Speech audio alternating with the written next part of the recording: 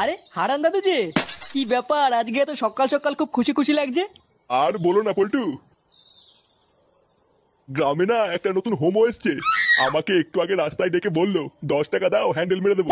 সেই যে কি মজা গো পল্টু, আর কি বলবো। সকাল সকাল মনটা পুরো ভালো হয়ে গেল। কি বললা? 10 টাকা দিয়ে হ্যান্ডেল মেরে দিল?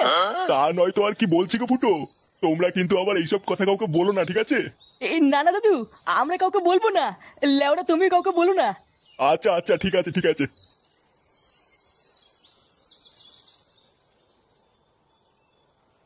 বাড়া কি বলে গেল? গ্রামে একটা নতুন হোমো এসছে, 10 টাকা দিয়ে হ্যান্ডেল মেরে দিল। পল্টুদা, এটা ফুটো শালার কাজ না তো? আমারও তো মারা তাই মনে হচ্ছে রে। ভাগ্যিস হারান দাদু জানে না ওটা ফুটোর শালা, না হলে তো গ্রামে ফুটো সম্মানী টাকনি পড়ে যেত রে। বাড়া, চুদির ভাই তলে তলে এই ব্যবসা করছে। ফুটো, তুই কোনো চিন্তা করিস না। তোর শালাকে এই গ্রামে কেউ চেনে না, কোনো সমস্যা হবে না। হ্যাঁ, তুই কোনো চিন্তা করিস না। চল মদনের দোকান থেকে চা খেয়ে আসি।